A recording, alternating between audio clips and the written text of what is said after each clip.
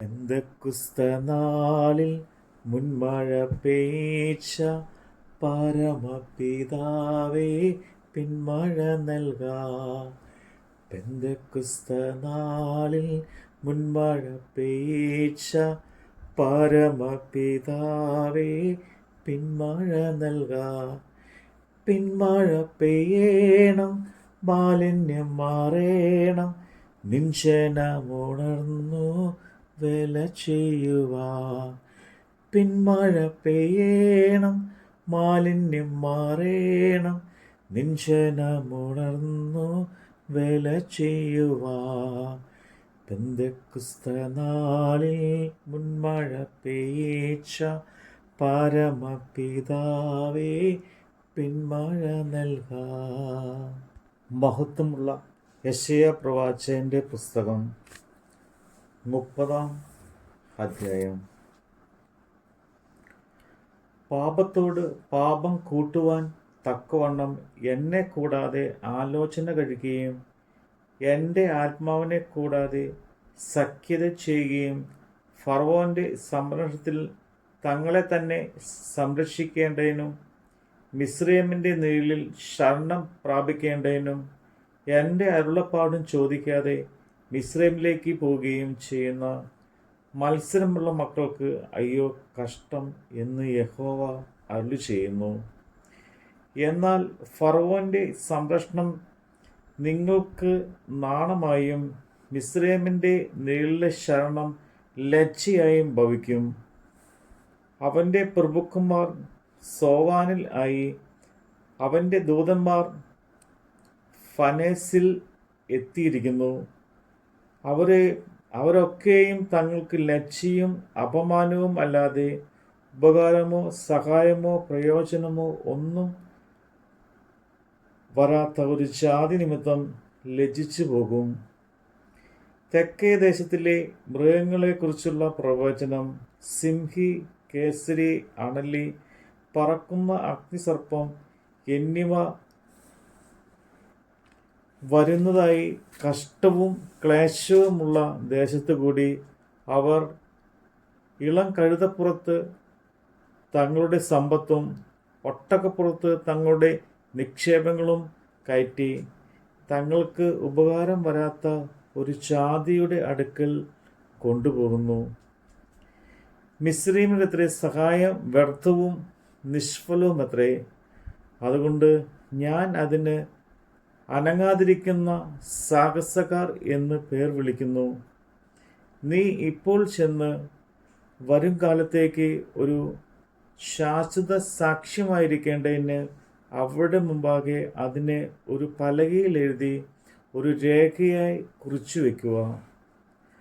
അവർ മത്സരമുള്ള ജനവും ഭോഷ്ക് പറയുന്ന മക്കളും യഹോവയുടെ ന്യായപ്രമാണം അനുസരിക്കാത്ത സന്ധിയുമല്ലോ. അവർ ദർശകരോട് ദർശിക്കരുത്, പ്രവാചകന്മാരോട് നേരുള്ളത് തങ്ങളോട് പ്രവചിക്കരുത്. മധുരവാക്ക് ഞങ്ങളോട് സംസാരിപ്പിൻ, വ്യാജമുള്ള പ്രവചിപ്പിൻ. വഴിവിട്ട് നടപ്പിൻ, പാത തെറ്റി നടപ്പിൻ. ഇസ്രയേലിൻ്റെ പരിശുദ്ധനെ ഞങ്ങളുടെ മുമ്പിൽ നിന്ന് നീങ്ങുമാറാക്കുവിൻ എന്ന് പറയുന്നു.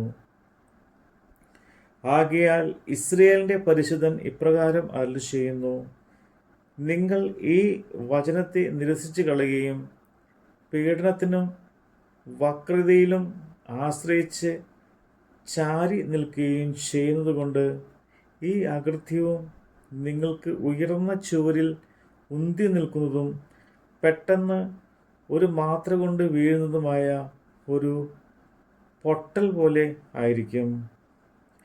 അടുപ്പിൽ നിന്ന് തീ എടുപ്പാനോ കുളത്തിൽ നിന്ന് വെള്ളം കോരുവാനോ കൊള്ളാകുന്ന ഒരു കഷ്ണം പോലും ശേഷിക്കാതെ വണ്ണം ഒരുവൻ കുശവൻ്റെ പൊട്ടക്കലം ഗണ്യമാക്കാതെ ഉടച്ചു കളയുന്നത് പോലെ അവൻ അതിനെ ഉടച്ചു കളയും.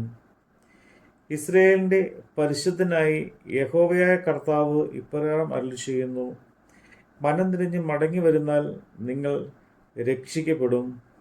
വിശ്രമിക്കുന്നതിലും ആശ്രയിക്കുന്നതിലും നിങ്ങളുടെ ബലം. എങ്കിലും നിങ്ങൾക്ക് മനസ്സാകാതെ അല്ല, ഞങ്ങൾ കുതിരപ്പുറത്ത് കയറി ഓടിപ്പോകുമെന്ന് നിങ്ങൾ പറഞ്ഞു. അതുകൊണ്ട് നിങ്ങൾ ഓടിപ്പോകേണ്ടി വരും. ഞങ്ങൾ തുരങ്കങ്ങളിന്മേൽ കയറിപ്പോകും എന്നും പറഞ്ഞു. അതുകൊണ്ട് നിങ്ങളെ പിന്തുടരുന്നവരും വേഗതയുള്ളവരുമായിരിക്കും. മലമുകൾ ഒരു കൊടിമരം പോലെയും കുന്നിൻപുറത്ത് ഒരു കൊടി പോലെയും നിങ്ങൾ ശേഷിക്കുന്നതുവരെ ഏകൻ്റെ ഭീഷണിയിൽ 1000 പേർ 5 പേരുടെ ഭീഷണിയാൽ നിങ്ങളൊക്കെയും ഓടിപ്പോകും. അതുകൊണ്ട് യഹോവ നിങ്ങളോട് കൃപ കാണിപ്പാൻ താമസിക്കുന്നു. അതുകൊണ്ട് അവൻ നിങ്ങളോട് കരുണ കാണിക്കാതെ വണ്ണം ഉയർന്നിരിക്കുന്നു. യഹോവ ന്യായത്തിൻ്റെ ദൈവമല്ലോ. അവനായി കാത്തിരിക്കുന്നവരൊക്കെയും ഭാഗ്യവാന്മാർ. യെരൂശലേമ്യരായ സിയോൻ നിവാസികളെ, ഇനി കരഞ്ഞുകൊണ്ടിരിക്കേണ്ട. നിങ്ങളുടെ നിലവിളിയുടെ ശബ്ദങ്ങൾ അവന് നിശ്ചയമായി കരുണ തോന്നും. അത് കേൾക്കുമ്പോൾ തന്നെ അവൻ ഉത്തരമരുളും. കർത്താവ് നിങ്ങൾക്ക് കഷ്ടത്തിൽ അപ്പവും ഞെരുക്കത്തിൻ്റെ വെള്ളവും മാത്രം തന്നാലും ഇനി നിന്റെ ഉപദേഷ്ടാവ് മറഞ്ഞിരിക്കുകയില്ല. നിന്റെ കണ്ണ് നിന്റെ ഉപദേഷ്ടാവിനെ കണ്ടുകൊണ്ടിരിക്കും. നിങ്ങൾ വലത്തോട്ടോ ഇടത്തോട്ടോ തിരിയുമ്പോൾ വഴി ഇതാകുന്നു, ഇതിൽ നടന്നുകൊള്ളുവിൻ എന്നൊരു വാക്ക് പുറകിൽ നിന്ന് കേൾക്കും. വെള്ളി പൊതിഞ്ഞിരിക്കുന്ന ബിംബങ്ങളെയും പൊന്ന് പൊതിഞ്ഞിരിക്കുന്ന വിഗ്രഹങ്ങളെയും നിങ്ങൾ അശുദ്ധമാക്കും. അവയെ മലിനമായൊരു വസ്തു പോലെ എറിഞ്ഞു കളയുകയും പൊയ്ക്കോ എന്ന് പറയുകയും ചെയ്യും. നീ നിലത്ത് വിതയ്ക്കുന്ന വിത്തിന് മഴയും നിലത്തിലെ വിളവായ അപ്പവും അവൻ നിനക്ക് തരും. അത് പുഷ്ടിയും സമൃദ്ധിയും ഉള്ളതായിരിക്കും. അന്ന് നിന്റെ കന്നുകാലികൾ വിസ്താരമായ മേച്ചിൽപ്പുറങ്ങളിൽ മേയും. നിലമുഴുന്ന കാളയും കഴുതയും മുറകൊണ്ടും പല്ലുകൊണ്ടും വീശി വെടുപ്പാക്കിയതും ഉപ്പ് ചേർത്തതുമായ തീയിൽ തിന്നും. മഹാസംഹാര ദിവസത്തിൽ ഗോപുരങ്ങൾ വീഴുമ്പോൾ ഉയരമുള്ള എല്ലാ മലയിലും പൊക്കമുള്ള എല്ലാ കുന്നിന്മേലും തോടുകളെയും നീരുകളൊക്കെയും ഉണ്ടാകും. യഹോവ തൻ്റെ ജനത്തിൻ്റെ മുറിവ് കെട്ടുകയും അവരുടെ അടിപ്പിണർ പൊറുപ്പിപ്പാനും ചെയ്യുന്ന നാളിൽ ചന്ദ്രൻ്റെ പ്രകാശം സൂര്യൻ്റെ പ്രകാശം പോലെയാകും. സൂര്യൻ്റെ പ്രകാശം 7 പകലിൻ്റെ പ്രകാശം പോലെ 7 ഇരട്ടിയായിരിക്കും. ഇതാ, കോപം ജ്വലിപ്പിച്ചും കനത്ത പുക പുറപ്പെടുവിച്ചുകൊണ്ടും യഹോവയുടെ നാമം ദൂരത്തുനിന്ന് വരുന്നു. അവൻ്റെ അധരങ്ങൾ ഉഗ്രകോപം നിറഞ്ഞിരിക്കുന്നു.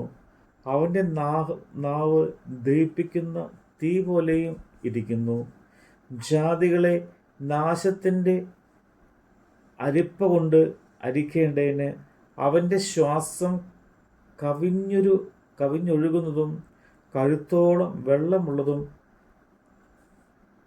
ആയ തോടുപോലെയും ജാതിയുടെ വായിൽ അവരെ തെറ്റിക്കളയുന്ന ഒരു കടിഞ്ഞാണായും ഇരിക്കുന്നു. നിങ്ങൾ ഉത്സവഘോഷ രാത്രിയിൽ എന്ന പോലെ പാട്ടുപാടുകയും യഹോവയുടെ പർവ്വതത്തിൽ ഇസ്രയേലിൽ പാറയായവൻ്റെ അടുക്കൽ ചെല്ലേണ്ടതിനും കുഴലോടുകൂടെ പോകും പോലെ ഹൃദയപൂർവ്വം സന്തോഷിക്കുകയും ചെയ്യും. യഹോവ തൻ്റെ മഹത്വമുള്ള മേഘനാദം കേൾപ്പിക്കുകയും ഉഗ്രകോപത്തോടും ദഹിപ്പിക്കുന്ന അഗ്നി ജ്വാലയോടും കൊടുങ്കാറ്റ്, മഴക്കോൾ, കൽമഴ എന്നിവയോടുകൂടെ തൻ്റെ ഭുജത്തിൻ്റെ അവതരണം കാണിക്കുകയും ചെയ്യും. യഹോവയുടെ മേഘനാദത്താൽ ആശൂർ തകർന്നു പോകും. തൻ്റെ വടികൊണ്ട് അവൻ അവനെ അടിക്കും. യഹോവ അവനെ വിധി ദണ്ഡുകൊണ്ട് അടിക്കുന്ന ഓരോ അടിയോടുകൂടെ തപ്പിൻ്റെയും കിന്നരത്തിൻ്റെയും നാദം ഉണ്ടായിരിക്കും. അവൻ അവരോട് തകർത്ത് പടവെട്ടും. പണ്ട് തന്നെ ഒരു ദഹന സ്ഥലം ഒരുക്കിയിട്ടുണ്ടല്ലോ, അത് രാജാവിനായിട്ടും ഒരുക്കിയിരിക്കുന്നു. അവൻ അതിനെ ആഴവും വിശാലവും ആക്കിയിരിക്കുന്നു. അതിൻ്റെ ചുതിയിൽ വളരെ തീയും വിറകുമുണ്ട്. യഹോവയുടെ ശ്വാസം ഒരു ഗന്ധക നദി പോലെ അതിനെ കത്തിക്കും. നമ്മുടെ കർത്താവിൻ്റെ വചനമാണ് നമ്മൾ കേട്ടത്. ിക്കുന്ന എല്ലാ പ്രാണികളും ഇന്ന് ചലനമുണ്ടാക്കി ജീവൻ പ്രാപിപ്പാൻ. ചലിക്കുന്ന എല്ലാ പ്രാണികളും ഇന്ന് ചലനമുണ്ടാക്കി ജീവൻ പ്രാപിപ്പാൻ. ചൈതന്യം നൽകേണം, നവജീവൻ വേണം, നിത്യതയിലെത്തി ആശ്വസിച്ചിടാം. ചൈതന്യം നൽകേണം, നവജീവൻ വേണം, നിത്യതയിലെത്തി ആശ്വസിച്ചിടാം. പെന്തക്കോസ്ത നാളിൽ മുൻമഴ പെയ്ച്ച പരമപിതാവേ, പിന്മഴ നൽകാം.